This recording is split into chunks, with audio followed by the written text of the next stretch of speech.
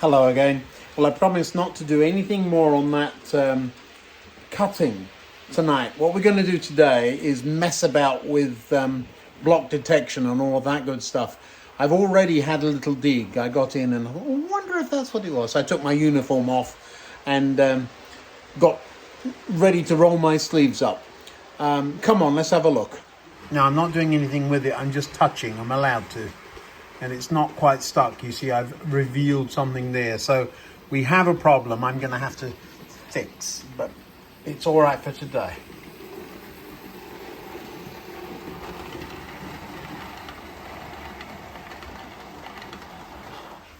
Now, what I'm interested in is where that train stops now that I've completely reset this block. I've been fooling around with it for weeks, and I've just completely reset it and started again. So let's have a look at what the standard settings do.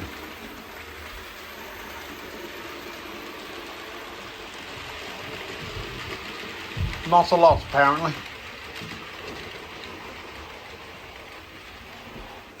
It would appear, I've promised not to do it tonight, but it would appear that the glue has not done very much. So I may have to spray it with a fine mist of glue.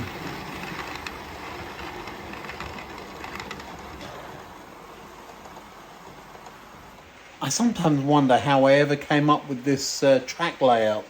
I know it took a lot of fooling around on bits of paper.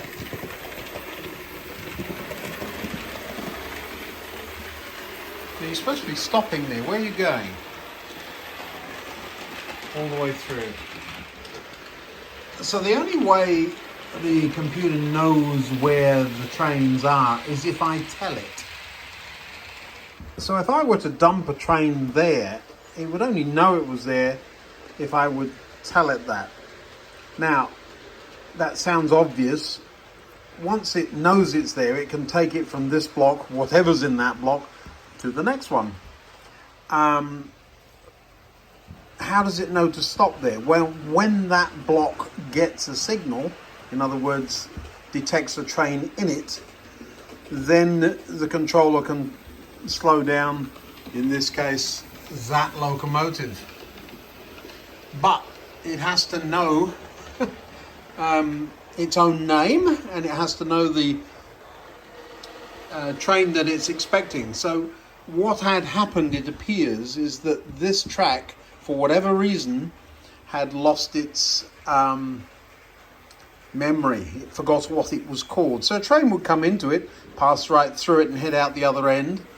And no matter what I did, it wouldn't change. So we'll see what happens this time. So it's in the section and the computer's found it. And it's stopped. So now we're back to at least the computer knows where the train is. So now what we've got to do is put a ramp on that stop and get the stop a little further in. Another quirky little problem I have is deciding whether or not I'm talking about a locomotive or a train, because the computer wants to know how long it is. Now, typically the trains stay together, but none of those carriages have any detection on them yet, because I haven't added the resistors to the wheel sets. These would be different though, wouldn't they? Because in many cases have multiple pickups. So if the class 40 ran light engine and I didn't tell it that it wasn't pulling carriages, it would still stop here. But that's because I've told the computer that that locomotive is about 4 feet long. All very interesting. It's just I need to work to a convention. Now you could ask, why are we suddenly having this problem after all these years? Well, it's not so much of a problem. It's just I'm trying to sort out the way we're working. That is stopping more or less where I want it to stop. It could be a little bit further forward, but we're on the right track now, so to speak.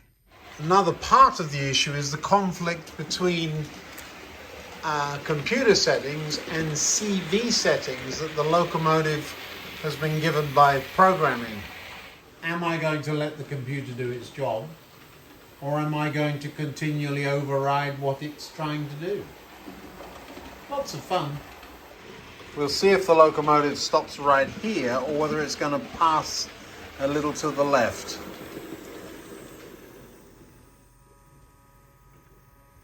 Well, that's a lovely stop. Now, the reason I'm using this locomotive is that it hasn't yet had the basic CV settings set. I want to get the block set and then mess with the CV settings and see what happens. Besides, I rather like this locomotive.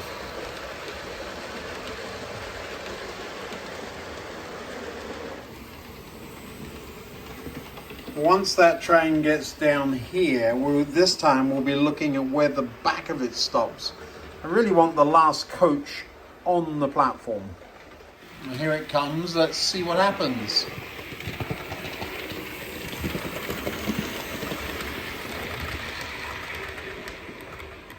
Nice slow down.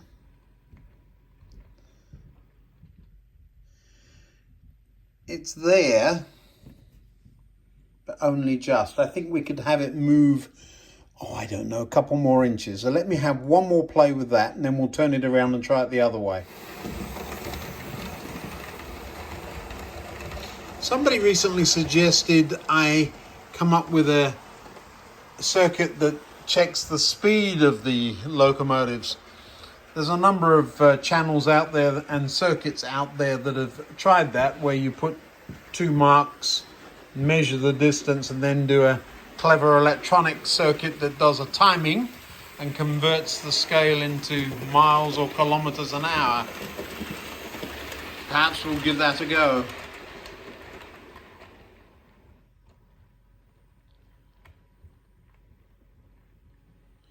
There we go. We've cracked it. Lovely. Let's have a look, see where the other end is. Well, it's under the arches, but it's fine. On that track, you don't want it coming too far forward because it would then block the point to the bypass track. Let's turn that train round and see what it does coming in the other direction. Now, a number of you have commented that it's quite an interesting layout in that there are so many alternate paths, and you just set an in and an out point, as it were, and you really don't know which path the train is going to take. Well, that's the case in this instance. I believe it's going to go around the upper reversing loop. That would make sense, but we'll have a look. I haven't heard those points change, but I'm expecting that if this is the case, the train will go straight on and not head off down the bypass line, the one that goes down the incline. And that indeed is what has happened. Lovely. So now we get to go around the upper reversing loop. I can't believe at the beginning of this year this end was not scenic at all. There was a big hole right there. Lovely. We have come a long way, haven't we?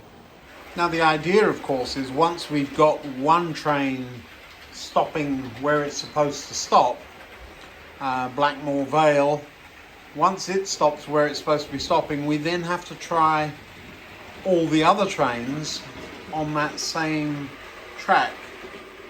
So let's see what happens here.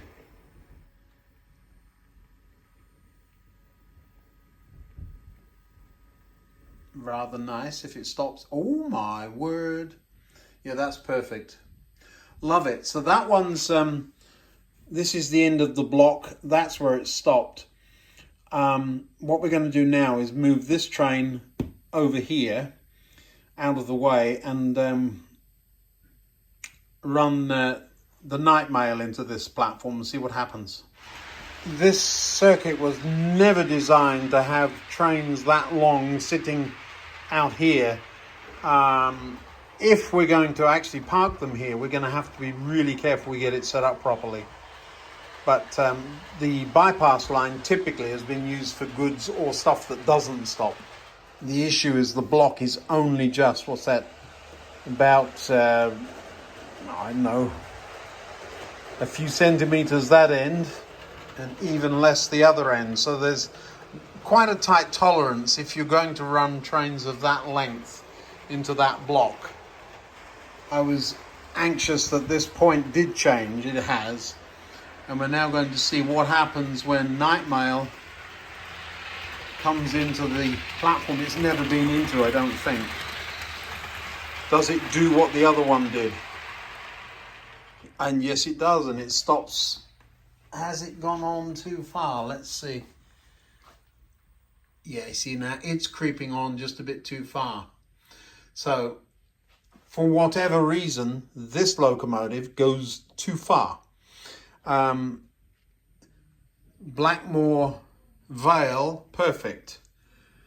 Night mail, not quite so perfect. And you see, had it gone much further, that point set against it. I'm going to run this the other way and bring it back in the other way just to see, does it do the same thing going the other way.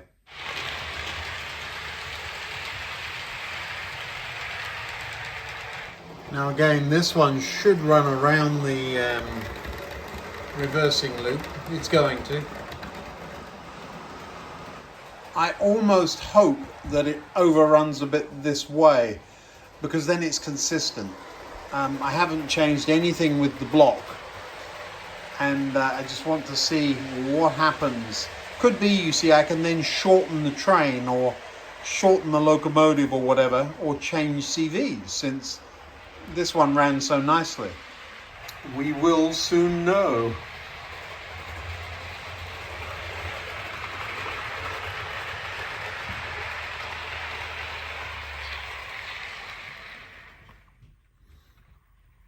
And it's going to overrun nicely by about the same amount. Lovely. Now I've sent night mail off that way. It will come back in again. And I think what I've done is reduce the length of the train to just the locomotive. So this should stop in a more reasonable place. It certainly has this end, and it's now going to slowly move forward. And let's see where it actually stops. Perfect. Now it's a shorter train, so it's stopping about half a carriage length in from the end. That's good. We need to turn that one around and see what it does. I'm sure we've got the same issue going with some of these other platforms, but this one now works, and I believe for 2 trains. The logical thing to do then is to put the locomotive in and not the length of the train, especially as the locomotive would stop in the same place. That might be a little awkward perhaps, but the locomotive's going to stop in the same spot. Whether or not the carriages are there is the only thing. Now in future, as the carriages get wheels that trigger a block, things might change a little bit. But in this instance, all that's happening is when the first wheels hit this, it's counting off a distance by using time and back EMF and all sorts of other clever things. But basically it's timing how long it's going to take the train to get where it's going. And it's doing that without the carriages even being there, so don't take account for them. The carriages are more important for clearing blocks rather than being detected by them, of course, unless you're pushing them.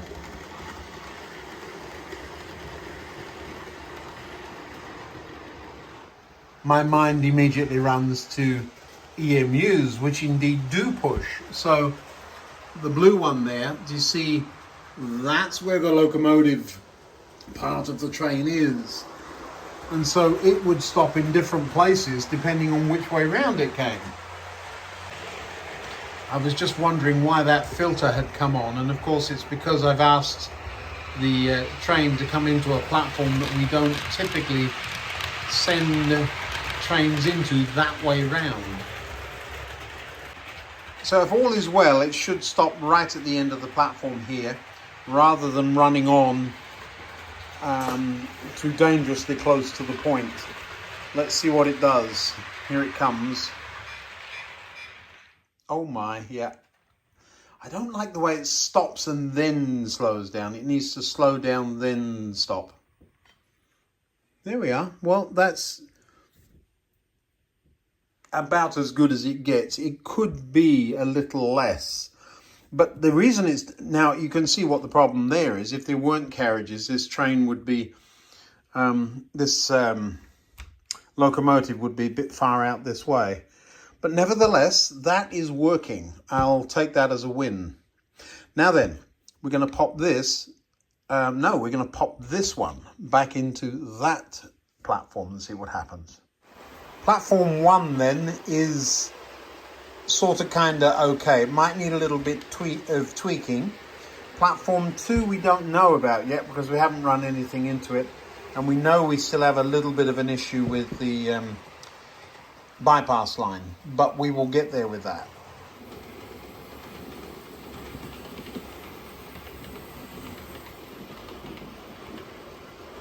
Can you see why this is dead boring and takes forever? But I hope you're at least following some of the logic I'm using. We'll see what happens. All right. Let's see what you got.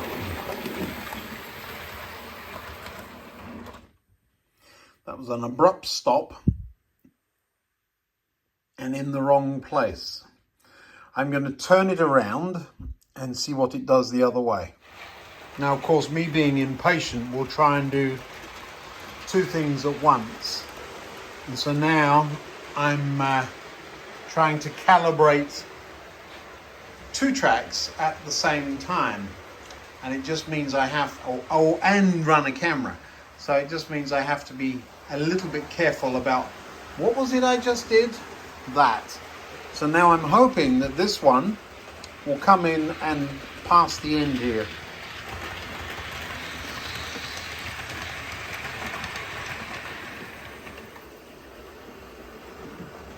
And that jolt of the start again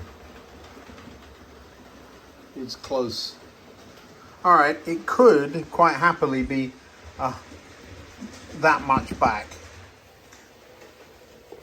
Do you see the kiosk? Somebody did ask, why is that kiosk on the platform and it keeps moving? Can you see what I'm doing? It's marking the end of the train. So when I make adjustments, does it still line up with the end of that kiosk? Yes, you're next. Now here comes, well, it's stopped under there. So again, can you see where it is? There. So again, stopped in the wrong place. So we need to sort that out.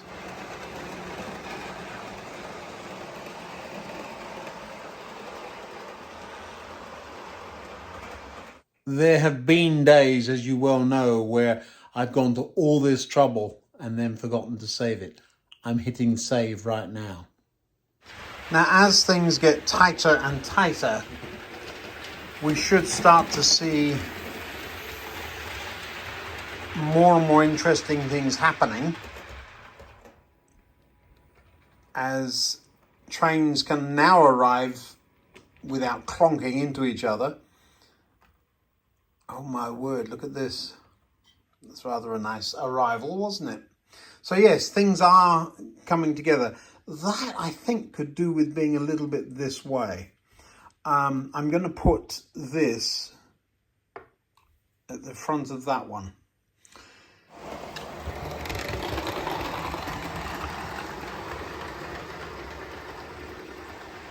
Starting to look like something, I will say. Now, once we get these diesels sorted out, we've got these EMUs to play with. I'm just having a little think. I wonder what they will do.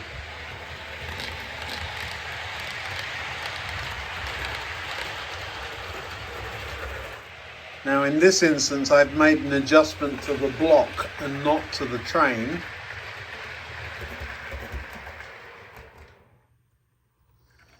And of course it's gone much further. It should go another whole carriage length.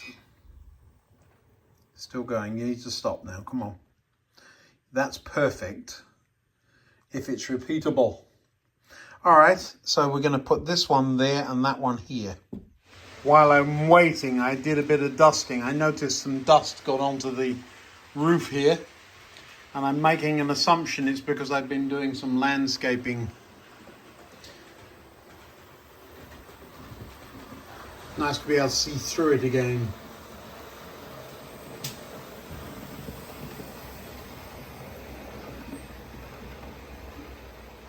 Some fun things like the man still buying his newspaper. You can see him again. This is where the trains were stopping. Ideally, I want them there, just because of the overhang the other end. So we'll see what happens.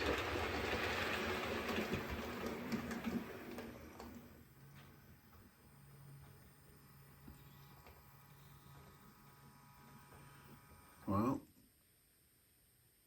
not quite right, but has moved on a little bit. And the last carriage is in the platform. So yeah, we're on to something. Let's put it in the bypass line and see what we can do from there. Okay, so a few tweaks probably still necessary. But what I'm doing now is putting the class 40 into the mix as well. You've probably noticed it sitting here most of the evening, and we're just going to ask it to go and come back there and see what it does. It is quite a bit longer than the others in that it has 5 carriages. I think one of the things to remember is that not every train needs to be able to go everywhere. So the 40, I can't mistakenly run it into the branch line station. I have to do that manually because it isn't programmed to go there. Likewise, if 1 or 2 of these blocks are the wrong length for that train, we'll just tell the block which trains are allowed there and which ones aren't. However, that one's not behaving.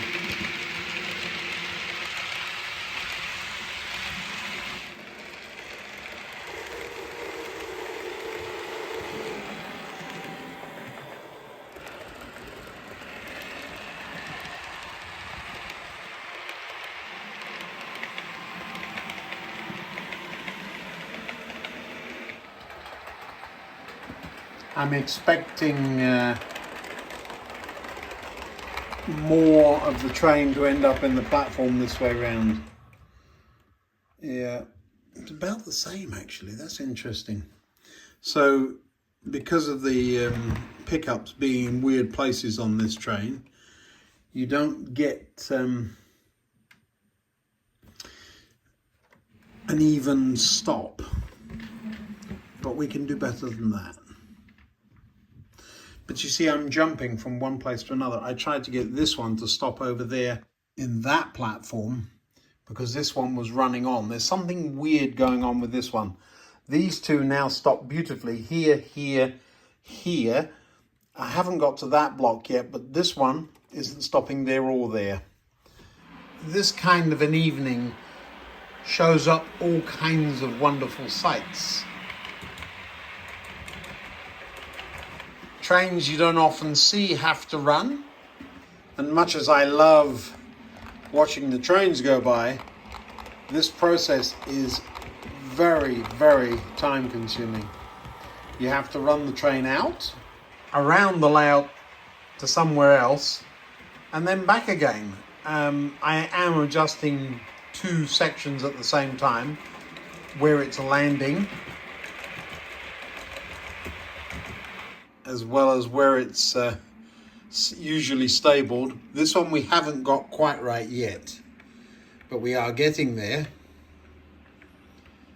It's drifting on to who knows where. It wants to go and look at the new cutting is what it's doing.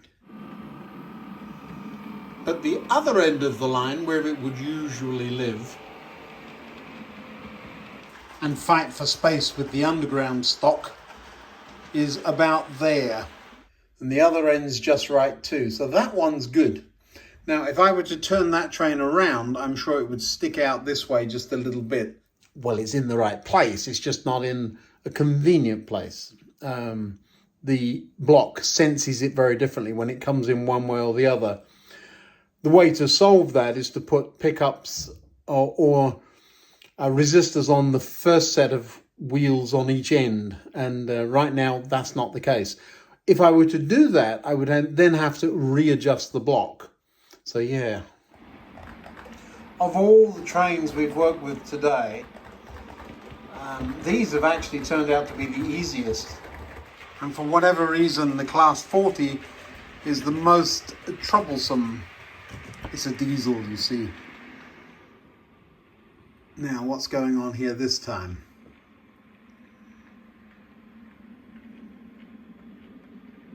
Still overrunning, but not by much.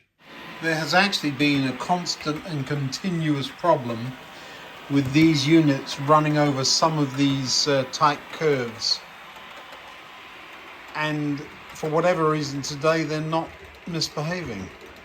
They do not like this curve though. I mean, it is fun, but you really don't want to see the whole process, I'm quite sure.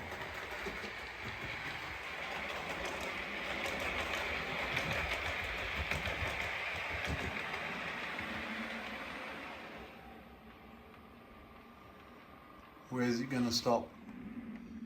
Oh, that's so close. Now, because of the particular way these trains run, parallel running on this particular track isn't unusual. I mean, it is rather nice when you can trust your trains to do that, isn't it? When the buffers are right there. Last time for tonight, let's see what it does. Slowed right down. And perfect. Finally. There's so much to do on the railway. I thought you'd like to just see how I while away an hour. It took a while, that one. Just getting some of the blocks set up.